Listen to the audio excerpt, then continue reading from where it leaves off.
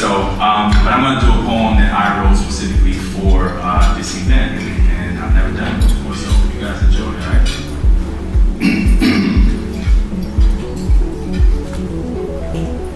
We come to celebrate, uplift, honor, and empower those who are striving to be the best version of themselves. Because if you ever had a vision for success for yourself, you would understand that no one makes it without just a little bit of help. Because sometimes striving to be the best version of yourself can discourage you to put that dream up higher on the shelf.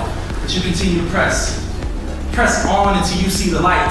It was blurry at first, but now you see a destination in sight. But the struggle is still front and center, and mentally you can't even remember how you got there in the first place.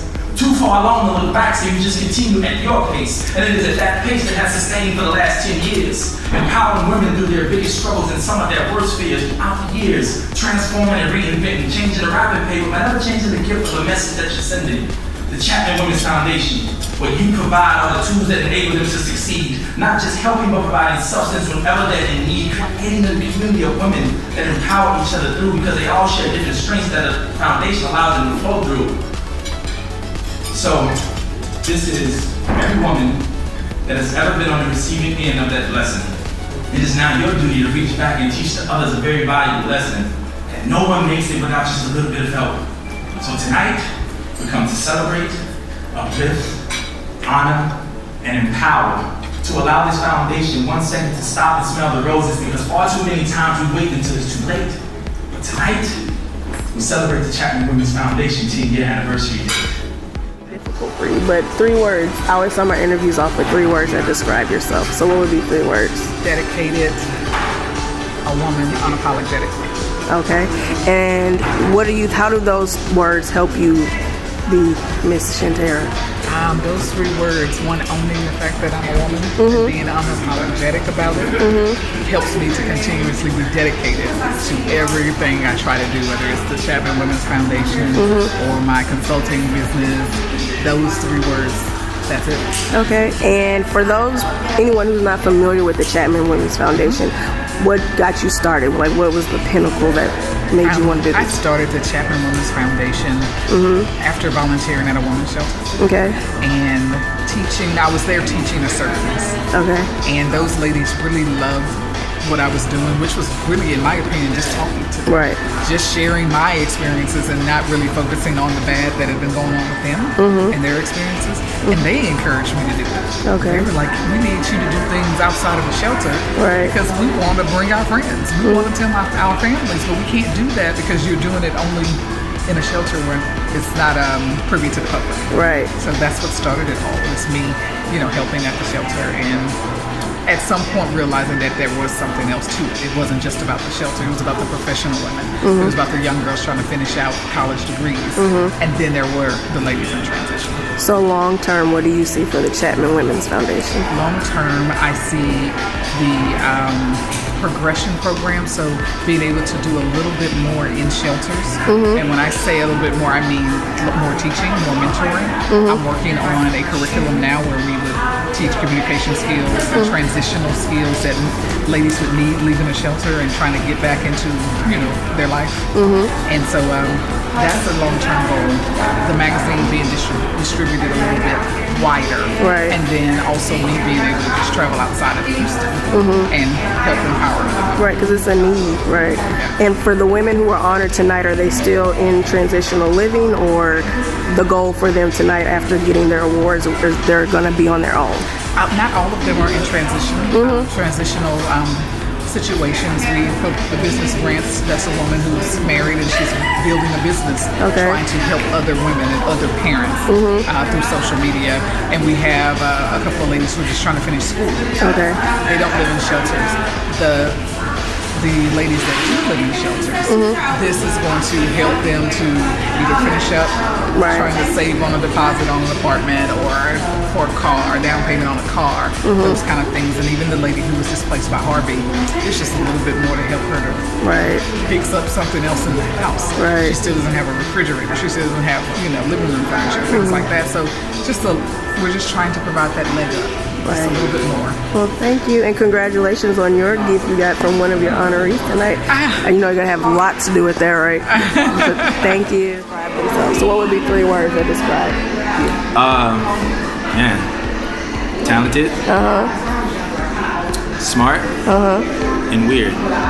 And of those 3, which one are most like you? Or do you identify the most with? I can be pretty weird.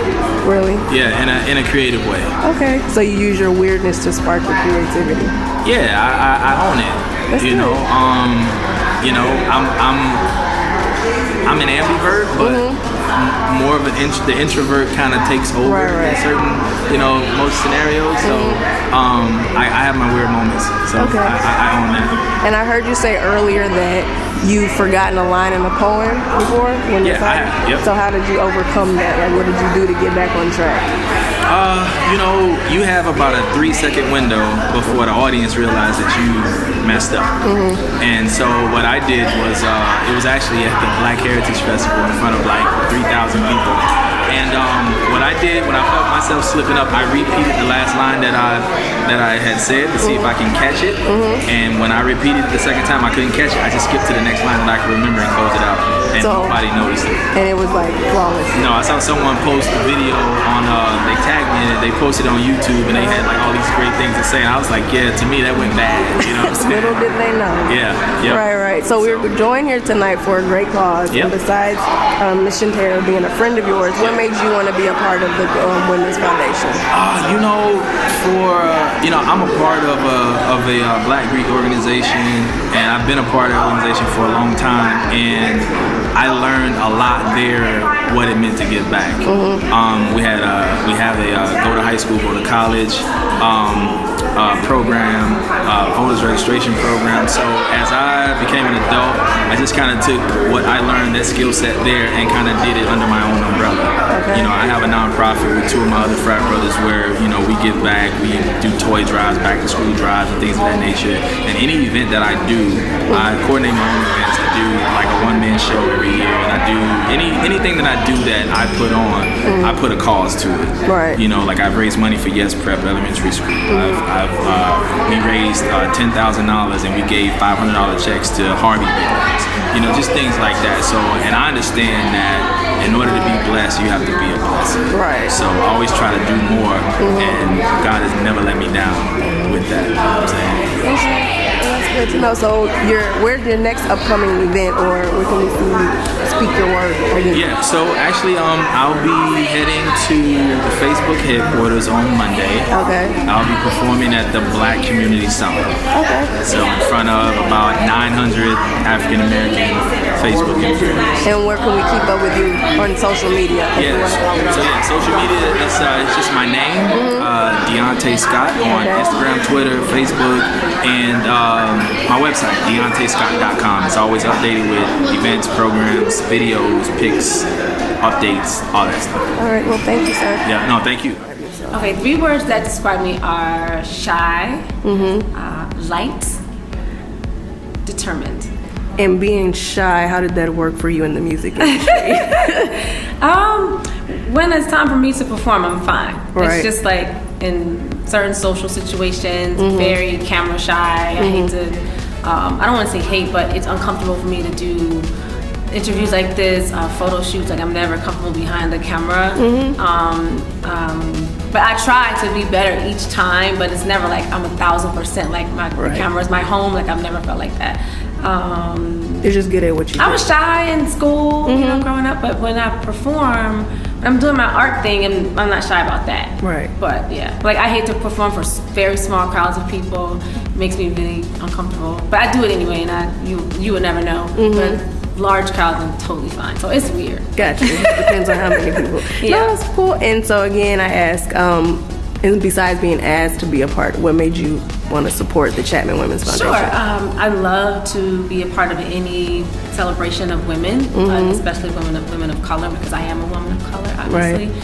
So it's important that we are uplifting one another. I am so serious about that. Like, it's so important that we uplift one another, because there can often be so much hatred between us for small things or generational curses and all kinds of stuff. And it's always great to see women of color in a room loving on each other. So I love that. So anytime I get the opportunity to be a part of a celebration like that, I'm like, yes, I'll do it. And I know this is not your first time to Houston, right? No. Okay. You have a favorite place to go here in Houston? What do you like to do when you come to Houston? I don't know. I feel like I'm always in and out. Really? Yeah. No I always go to the mall. Okay. To the Galleria. I do. I like to ice skate there. Okay. I did not get a chance to do that this time. I like to go to Houston's when I'm in Houston, but there's Houston's everywhere. What about Papa Do's? Well, that's everywhere though too, huh? Well, I like Houston's better. Is that bad to No, say? not at all. Because I feel like that's like it's either Papa Do's or Houston when you Right, come to yeah. Houston, so one or two. But I want to thank you. Thank you.